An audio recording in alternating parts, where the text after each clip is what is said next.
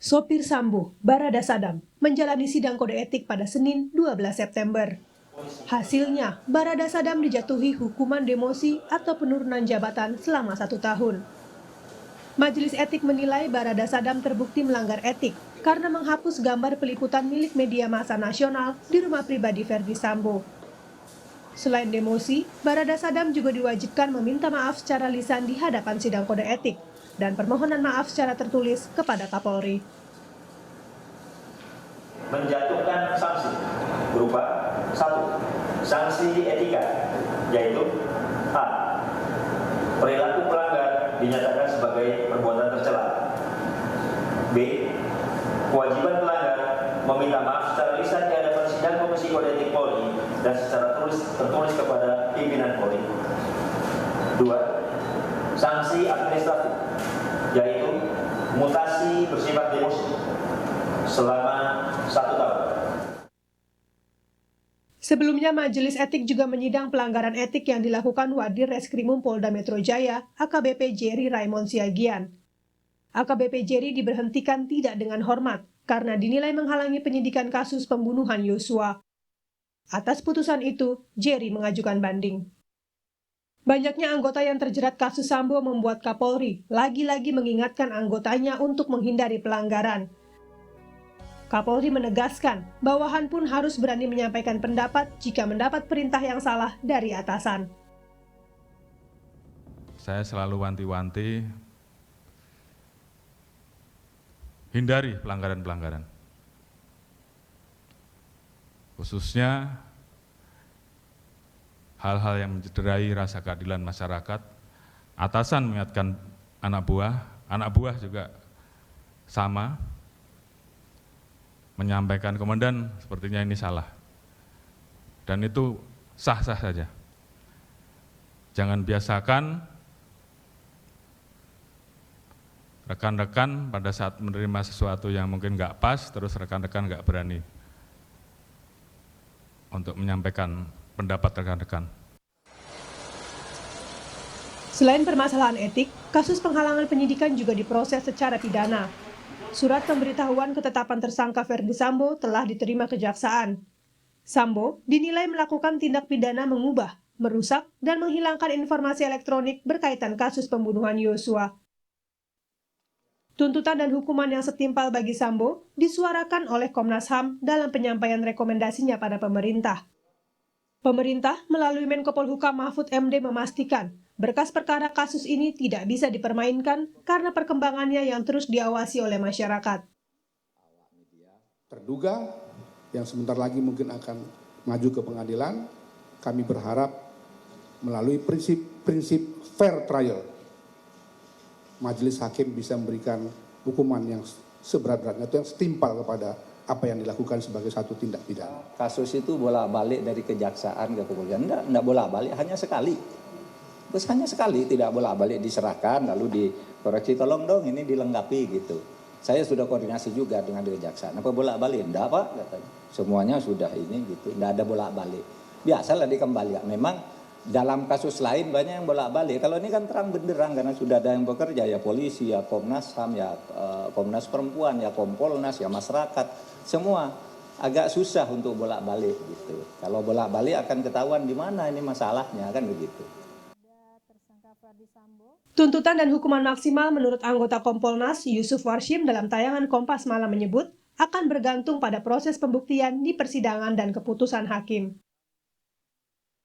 Itu tentu dalam kewenangan yang memiliki kompetensi absolut mempertimbangkan keringanannya atau tidak mempertimbangkan keringanannya, itu tentu ada kompetensi absolut majelis hakim. Tugas polisi kan menyelesaikan penyidikan, itu P21, setelah itu jaksa penuntut umum menyiapkan dakwaannya untuk disidangkan di pengadilan, maka di situ nanti ranahnya antara jaksa penuntut umum dan pengadilan. Begitu juga kuasa hukum terkait dengan bagaimana vonis yang akan diberikan kepada FS. Kami tentu di dalam hal ini, pengawasan yang kami lakukan, kami memantau bagaimana kinerja penyidikan yang dilakukan penyidik. Dan mudah-mudahan ini segera P21. Kami akan sudah tenang kalau sudah P21 dalam kasus ini. Kini 43 jaksa penuntut umum telah disiapkan untuk mengikuti perkembangan penyidikan perkara dan juga menangani kasus ini di persidangan. Namun, berkas perkara hingga kini belum dinyatakan lengkap. Penyidik berpacu untuk melengkapi anatomi kasus agar kasus ini bisa segera dituntaskan. Tim Liputan, Kompas TV. Lalu bagaimana perkembangan penyidikan kasus ini setelah kemarin sopir Ferdi Sambo Barada Sadam di sidang etik, dan kita tanyakan langsung pada jurnalis Kompas TV Irianda Mardanus di Gedung Bareskrim Jakarta. Irianda, kemarin Barada Sadam telah disidang etik dengan hukuman demosi atau penurunan jabatan selama 1 tahun. Dan untuk hari ini siapa lagi personel Polri yang akan menjalani sidang etik?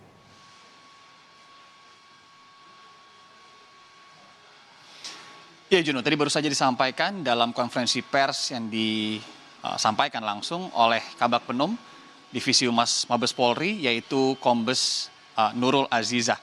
Dia menyatakan beberapa hal memang tidak terlalu terperinci informasi-informasinya. Di situ ada disebutkan siapa yang akan disidang etik hari ini oleh Majelis Sidang KKEP, Komisi Sidang KKEP maksud kami. Kemudian jamnya mulainya akan jam berapa saksi yang dihadirkan, siapa-siapa saja, itulah tadi yang beberapa informasi yang disampaikan. Terkait dengan detail namanya, kemudian jabatannya apa, perannya apa, tadi saya sempat menghubungi langsung Kombes Nurul untuk mengetahui hal tersebut, tapi memang ia meminta kami para wartawan untuk menunggu terlebih dahulu sampai sidangnya selesai, baru nanti informasinya akan disampaikan. Sebagaimana tadi informasi yang disampaikan terkait dengan hasil sidang Barada Sadam yang sidangnya ini sudah selesai kemarin. Untuk lebih rincinya kita dengarkan dulu pernyataan langsung dari Kabak Penum Humas Mabes Polri, yaitu Kombes Nurul Azizah terkait sidang hari ini. Selanjutnya agenda sidang hari ini yaitu sidang KKEP terduga pelanggar Brigadir FF akan dilaksanakan pada hari ini, Selasa 13 September 2022 pada pukul 13.00 WIB di ruang sidang Divpropam Polri, Gedung TNCC, lantai 1 Mabes Polri. Pelaksana sidang KKEP 1 Brigjen Pol Agus Wijayanto, SH SIK MH, selaku Ketua Komisi KKEP. 2. Kombes Pol Rahmat Pamuji SIK, selaku Wakil Ketua Komisi. 3. KBP Sakyus Ginting SIK selaku anggota. 4. KBP Pitra Andrias Ratulangi SIK MM selaku anggota. Dan 5. Kombes Pol Armaini SIK selaku anggota. Saksi-saksi dalam persidangan sebanyak 4 orang, yaitu Kompol SM, Ibda DDC, Bribtu FDA, dan Barada S. Sedangkan wujud perbuatan yaitu ketidakprofesionalan dalam melaksanakan tugas.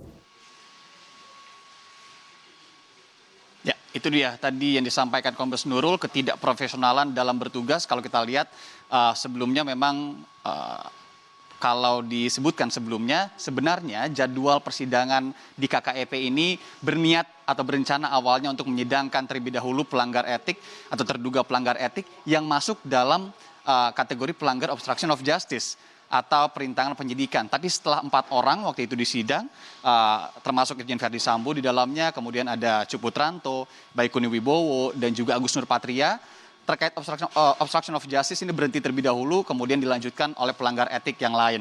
Kita ingat ada AKBP Jerry Siagian, di Reskrimum, kemudian juga kemarin ada Barada Sadam, dan hari ini ada Brigadir FF.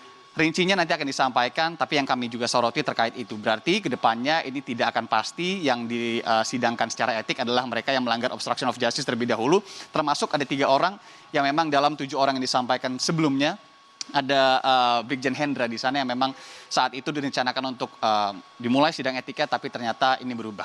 Kita tunggu nanti lengkapnya terkait dengan Brigadir FF yang saat ini sedang akan menjalani sidang nanti pukul 1 waktu Indonesia Barat, Juno. Baik, untuk kasus pembunuhan berencana terhadap Brigadir Yosua kemarin, sebelumnya berkas perkara ini dikembalikan dari Kejaksaan dan hingga saat ini penyidik dari kepolisian belum juga mengembalikan berkas itu. Lalu apa saja kendala yang dihadapi oleh tim sus dari Bareskrim Polri? Tepat, Juno, tepat sekali. Kita tahu 4 berkas perkara tersangka pembunuhan atau dugaan kasus pembunuhan berencana Brigadir J. Ini ada 4 berkas yang terlebih dahulu dikirimkan. Selain kemudian disusulkan oleh berkas perkara istri Irjen Verdi Sambo yakni Putri Chandrawati. Keempat berkas perkara ini kalau kita tarik ke belakang ini disampaikan kembali atau dikembalikan dalam P18 dan juga P19 kepada penyidik Polri.